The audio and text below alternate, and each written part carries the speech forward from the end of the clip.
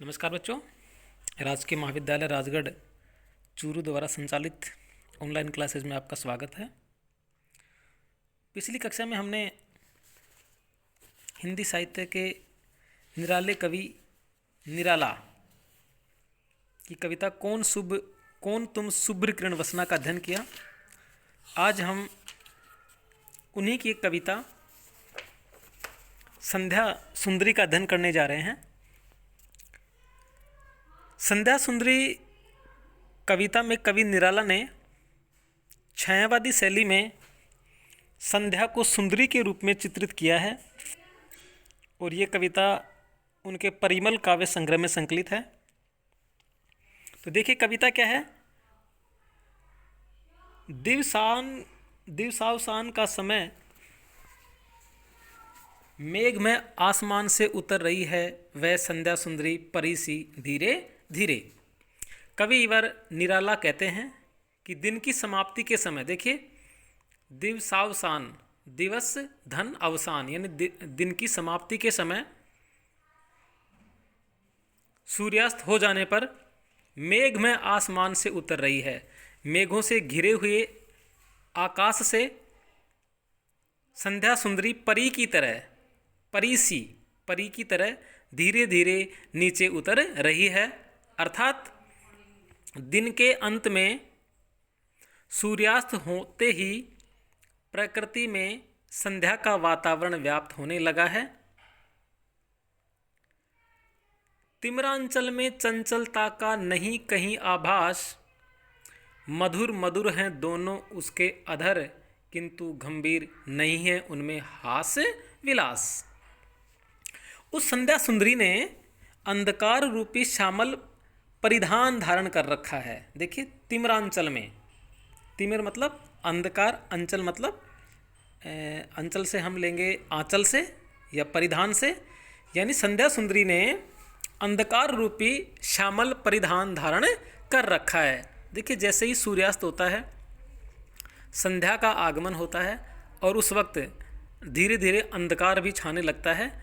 तो जो संध्या सुंदरी है, संध्या को सुंदरी बताया गया है, तो जो संध्या सुंदरी है उस सुंदरी का जो परिधान है, वो वस्त्र है, वो क्या है? अंधकार है। चंचलता का नहीं कहीं आभास, जिसमें थोड़ी भी चंचलता या अस्थिरता नहीं है। अर्थात संध्या काल में उत्तरोत्तर अंधकार बढ़ता जा रहा है और उसमें शब्द रहित सघनता व्याप्त है। मधुर मधुर हैं दोनों उसके अधर, किंतु गंभीर नहीं है उनमें हास्य विलास। उस संध्या सुंदरी के दोनों अधर, अधर मतलब होठ, उस संध्या सुंदरी के दोनों अधर अत्यंत मधुर हैं, उनमें अतिशय मादकता है, मधुर मधुर है यानी मादकता है, परंतु वे कुछ गंभीर हैं, इस कारण उनमें हंसी और श्रृंगार विलास जरा भी नहीं है। संध्या के इस तरह के नीरव व शांत वातावरण में केवल एक तारा आकाश में चमक रहा है। हंसता है तो केवल एक तारा, यानी संध्या काल होने लगता है तो आकाश में सिर्फ एक तारा प्रारंभ में हमें दिखाई देता है। तो ऐसे में नीरव व शांत वातावरण में केवल एक तारा आकाश में चमक रहा है, जो क्या है? गुथा हुआ उस घुंघराले काले काले बालों से।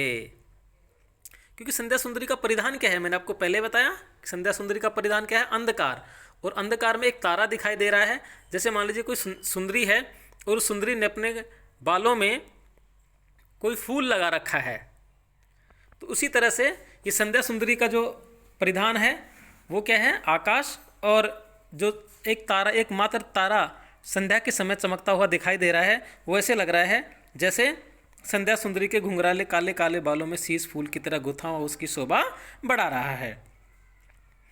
हृदय राज्य की रानी का वह करता है अभिषेक, और वह तारा अपनी निर्मल आभा से, अपनी चमक से अपने हृदय रूपी राज्य की रानी का अभिषेक कर रहा है। अर्थात प्रियतमा को अपनी आभा रूपी जल से नहला रहा है। भाव यह है कि संध्या काल में आकाश में सर्वत्र अंधकार व्यापने लगता है और चंद्रमा का हल्का प्रकाश ऐसे लगता है कि मानो वह प्रियतमा का शुभ्र भावों की धारा का अभिषेक कर रहा हो।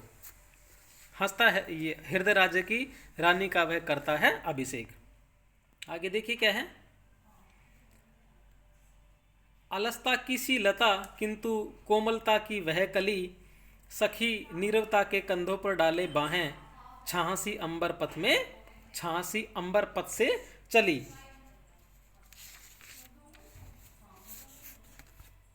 असलता की सी लता, असलता मतलब आलस्य, कि सूर्यास्त के बाद गगन मंडल में संध्या रूपी सुंदरी परी की तरह धीरे धीरे उतर रही है। उस समय वह आलस्य की एक लता सी दिखाई देती है।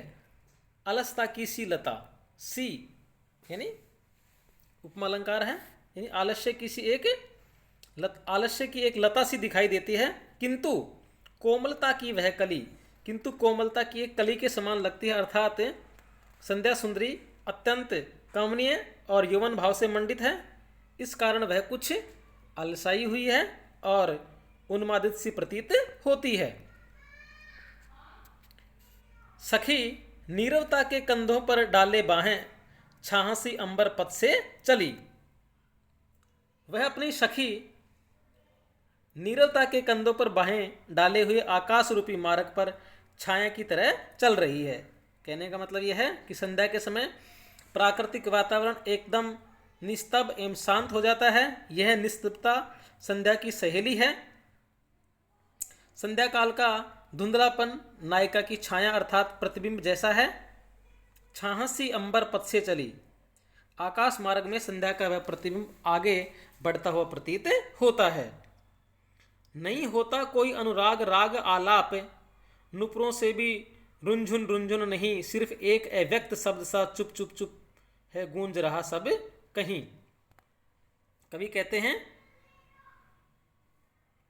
संध्या सुंदरी चुपचाप जा रही है। इस समय उसके हाथों में कोई वीणा भी नहीं बज रही है, नहीं बजती उसके हाथों में कोई वीणा, यानी संध्या सुंदरी चुपचाप जा रही है और इस समय उसके हाथों में कोई वीणा भी नहीं बज रही है तथा कोई प्रेम युक्त गान के मधुर स्वर का आलाप भी व्यक्त नहीं हो रहा है। नहीं होता कोई अनुराग राग आलाप, यानी कोई प्रेम युक्त गान के मधुर स्वर का आलाप भी व्यक्त नहीं हो रहा है। साथ ही नुपुरों में भी रुंझुन रुंझुन नहीं, साथ ही उसके पैरों के नुपुर यानी घुंघरों की मधुर मधुर रुंझुन भी नहीं हो रही है। अर्थात संध्या काल के समय सारा वातावरण एकदम शांत और निस्तब्ध हो गया है, उसमें अत्यंत नीरवता व्याप्त है। इस कारण संध्या के समय समग्र सृष्टि में एक अव्यक्त मौन सा व्याप्त है और सर्वत्र एक शब्द, वो शब्द क्या है? चुप चुप चुप छाया हुआ है। भाव यह है संध्या रूपी नायिका के विश्राम करने पर सारा वातावरण स्वतः ही शांत हो गया है और संपूर्ण सृष्टि एकदम चुप सी हो गई है। व्योम मंडल में जगती तल में सोती शांत सरोवर पर उस अमल कमलिनी दल में सौंदर्य गर्विता सरिता के अति विस्तृत वक्ष स्थल में धीर वीर गंभीर शिखर पर हिमगिरी अटल अचल में उताल तरंगा घात प्रलय घन गर्जन जल्दी प्रबल में क्षिति में जल में नभ में अनिल अनल में सिर्फ एक अव्यक्त शब्द सा चुप चुप चुप है गूंज रहा सब कहीं। संध्या सुंदरी संपूर्ण आकाश में और धरती पर मानो विश्राम करने लग गई है। व्योम मंडल में जगती तल में अर्थात पूरे आकाश में और जगती यानी धरती जगत पर मानो विश्राम करने लग गई है। सोती शांत सरोवर पर उस अमल कमलिनी दल में वह तरंगों से रहित एकदम शांत एवं निर्मल सरोवर में विकसित स्वच्छ कमलिनी के पत्तों पर सो गई है। वह संध्या रूपी नायिका अब अपने रूप सौंदर्य पर गर्व करने वाली नदी के अत्यंत विस्तृत वक्ष स्थल पर अर्थात नदी के विस्तृत तटों वाले जल प्रवाह में विश्राम कर रही है। सौंदर्य गर्विता यानी वह अपने रूप सौंदर्य पर गर्व करने वाली नदी के अति विस्तृत वक्ष स्थल में, सरिता के अति विस्तृत वक्ष स्थल में अर्थात अपने रूप सौंदर्य पर गर्व करने वाली नदी के अत्यंत विस्तृत वक्ष स्थल पर अर्थात नदी के विस्तृत तटों पर जल प्रवाह में विश्राम कर रही है।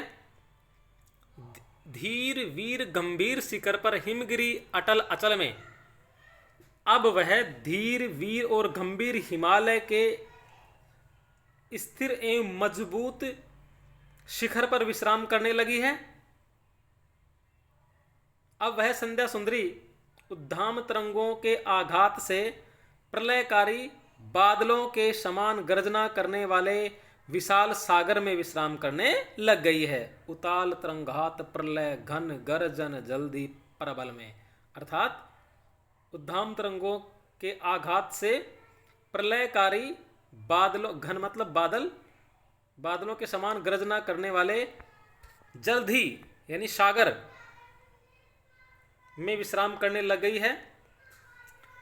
क्षिति में, जल में, नभ में, अनिल अनल में, इस तरह धरती पर जल में अर्थात जलराशि में, नभ में अर्थात आकाश में, अनिल अर्थात वायु में, अनल अर्थात अग्नि में, अर्थात संपूर्ण सृष्टि में वह विश्राम करती हुई सी प्रतीत हो रही है। अर्थात अब धीरे धीरे संपूर्ण सृष्टि में संध्या काल छा गया है। इस कारण अब सारी सृष्टि में अव्यक्त मौन व्याप्त है और सर्वत्र मात्र एक शब्द चुप चुप चुप गूंज रहा है। इस कारण संध्या के समय सर्वत्र निस्तब्धता व्याप्त है। भाव यह है कि संध्या काल होने पर संपूर्ण प्राकृतिक वातावरण शांत हो जाता है, चेतन जगत विश्राम करने लगता है, जीव सो जाते हैं और चारों ओर नीरवता छा जाती है। संध्या रूपी सुंदरी के आगमन के बाद अब वह विश्राम करने लगती है तो मानो सारी प्रकृति चुप चुप चुप रहो ऐसा मौन रहने का संकेत करती है।